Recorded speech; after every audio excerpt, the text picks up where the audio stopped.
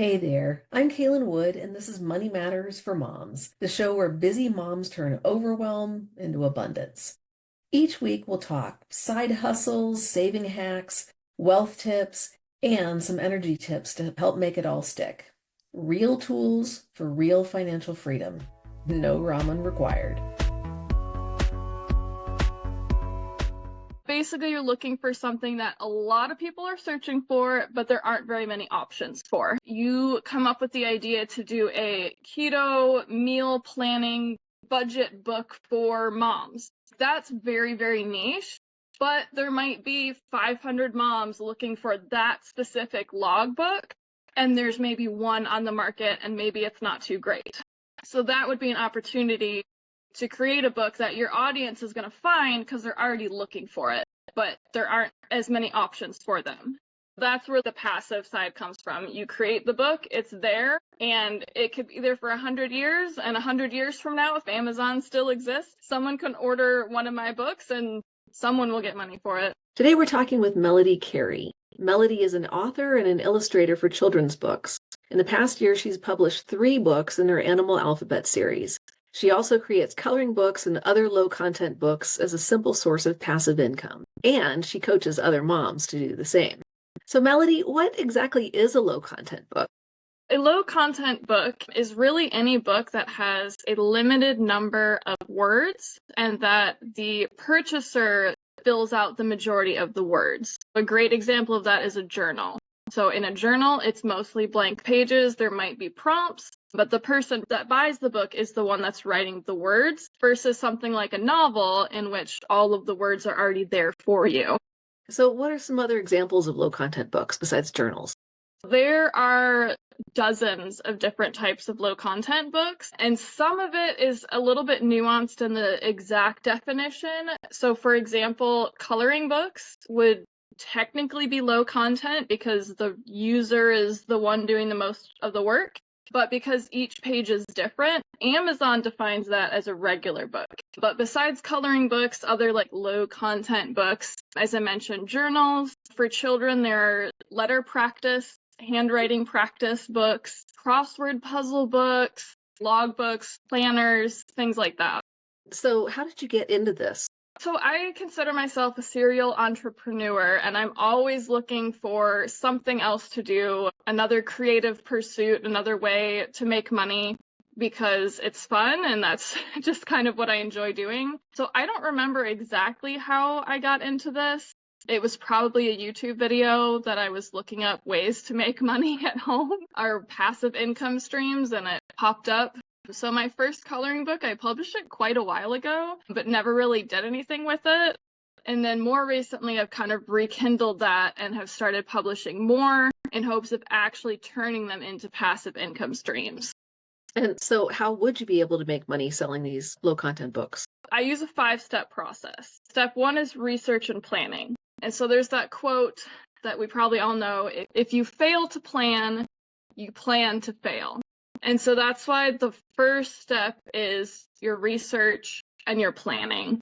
So there's 2 ways that you can kind of approach the research and planning stage. If you already have an existing audience, you would first go to that audience, what do you guys want? And then you would make something for that audience. I'm assuming most people don't have an audience necessarily. So you are kind of putting it out there and hoping your audience finds it, or creating it and then going out to find your audience. And that's how I'm doing it. So I'm just creating and hoping that people find it, and also gearing up to go out and find those people. So the main thing is using an Amazon keyword tool. The one I use is called Self-Publishing Titans, and it's a plugin. It's free to use, and you just go on Amazon, type in your word or keyword phrase, and it gives you all the numbers for it. But basically, you're looking for something that a lot of people are searching for, but there aren't very many options for. So if you look up something like a driving logbook for truckers, there might be 100,000 logbooks already out there, and there might only be 100 truckers that are actually searching for them regularly. So that would not be something that you want to look for. If, on the other hand, you come up with the idea to do a keto meal planning budget book for moms, that's very, very niche, but there might be 500 moms looking for that specific logbook, and there's maybe one on the market, and maybe it's not too great. So that would be an opportunity to create a book that your audience is going to find because they're already looking for it, but there aren't as many options for them. So that's one way to do it if you want to make it more passive on the marketing side. So that's step one, that research and planning. And I'm spending the most time here because that is the most important part, whether you have an existing audience or whether you don't. Again, if you fail to plan, you're going to plan to fail. And so that's where I've gone wrong with my beginner books, is that I had no plan. I was like, this is a cool idea. And I just threw it out there and nobody wanted it. And you're going to run into that anyway. Like, there are ideas that you're like, this is great. And there have been ones like I put a lot of this effort into, and then nobody randomly finds it. And I'm like, all right, moving on. Step two is book creation. Obviously, depending on the type of book that you're creating, there's going to be a lot of different ways that you can do this. But generally, I recommend Canva. You can do quite a bit with the free version of Canva. I recommend going ahead and getting the paid version. It will pay for itself, I promise. I think it's like $12 a month. It's really not that much, and it really is worth it, especially if you're doing this as a business. And if you're cranking out multiple coloring books or multiple of these low content books a month, it's going to be worth it. So some of the things as you go into creating, and some of the research really should be knowing what size you want to make it. So I brought some of my books. One of my books is God's Beauty Journal.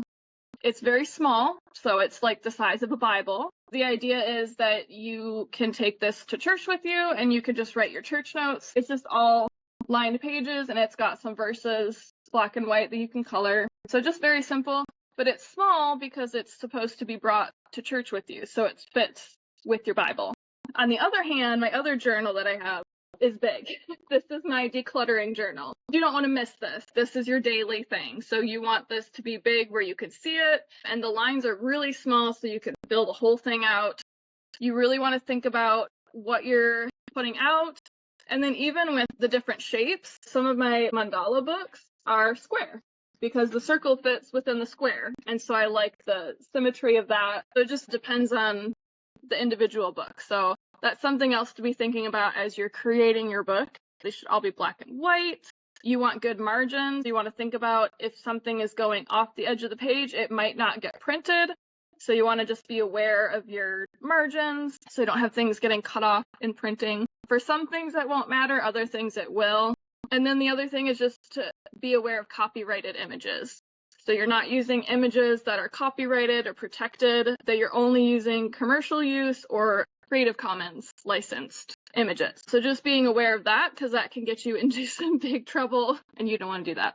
As you're creating the cover, you're going to want to do some more research. Look at other books in that niche. What are some other popular books? What do their covers look like? What's attracting buyers? Because, never judge a book by the cover, but we all do.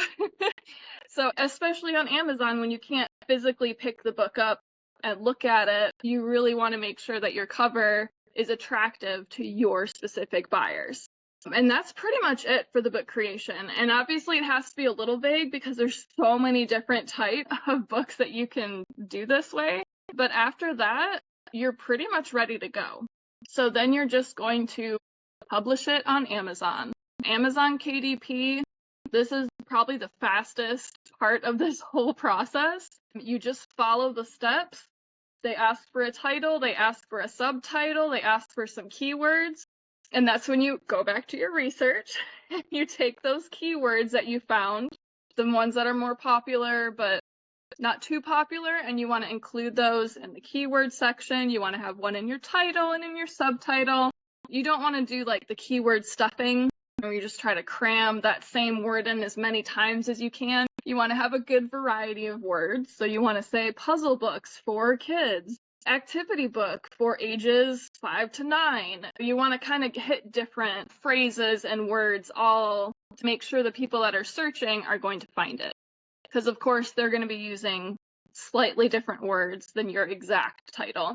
And again, too, there's YouTube videos that go over this that you can look up that are going to go into way more details. I just want to give you the very basic outline so that you know, like, this is not that difficult. There's a lot of moving pieces, but it's not actually that difficult at the end of the day. Some of these books I can create in about an hour. This is probably one of the ones that I did in about an hour. Now that comes from practice, and I have everything already saved on Canvas, so it's just like copy and paste, add all the new pictures in, swap colors out and words out. My first one took a little longer, but it's not really difficult. Like, anybody can do this. So then our next step is marketing, and that's the part that gets tricky because that's where it's not as passive. And so if you want to really sell your books and make it a business, it's not going to be truly passive income. I'm not going to get into the marketing because there are so many different ways to do it, but that is the fourth step, is marketing. So getting your books in front of your audience so they can buy them. And there's a lot of different ways to do that. You can get them into bookstores. You can sell ads. I don't recommend doing ads unless you have some reviews on your books. Doing summits, gathering people who are in your audience. I've sold most of my children's books so far on my personal Facebook page, just telling friends and family, this is what I made. You can also on Amazon order author copies. So the physical copies that I have, that's how I got them. And you can sell them at craft shows, craft and vendor shows. So there's lots of different options with marketing.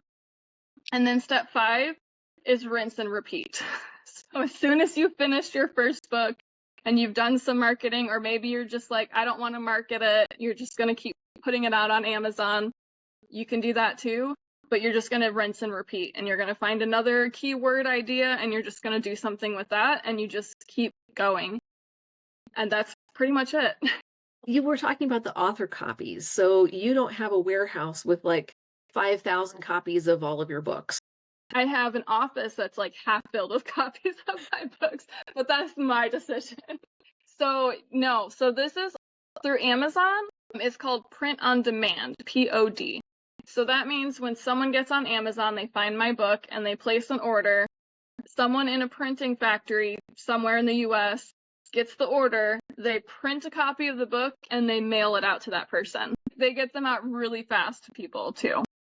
So that's where like the passive side comes from. You create the book, it's there, and it could be there for 100 years, and 100 years from now, if Amazon still exists, if the world still exists, someone can order one of my books and someone will get money for it. So it's not a huge investment in time or money or space. No, it's really not. And that's what makes it so easy to get into, is that you can do it for free and probably, I would say, less than 40 hours for your first book, easily. For the first book, even. Yeah. Because I probably spent slightly more than that on my first book, and I hand created every single page out of like real photos, which I don't have a copy of that one for some reason. That sounds really powerful. Just all of the different pieces coming together to help you kind of launch this. And so if you had only one thing that you could tell to our attendees, what would it be? Start now. Start now. I have spent many years of my life wishing I had done more when I was single and didn't have as many responsibilities. Now I have 3 children and a husband and animals and all kinds of things. And I'm like, man, if I had started this 10 years ago when I was single and had lots of time, like, where would I be now? Don't worry about regretting anything. Just start now, and then who knows where you guys will be in the next 5 to 10 years. That's great advice. Melody, it has been fantastic talking with you. Thank you so much. Thank you. Thank you for having me. Thanks for tuning in to Money Matters for Moms. I hope today's episode left you inspired to take one little step forward. Check out the resources in the show notes and share this with another mom who's ready to thrive. You've got this, because abundance is easier than you might think.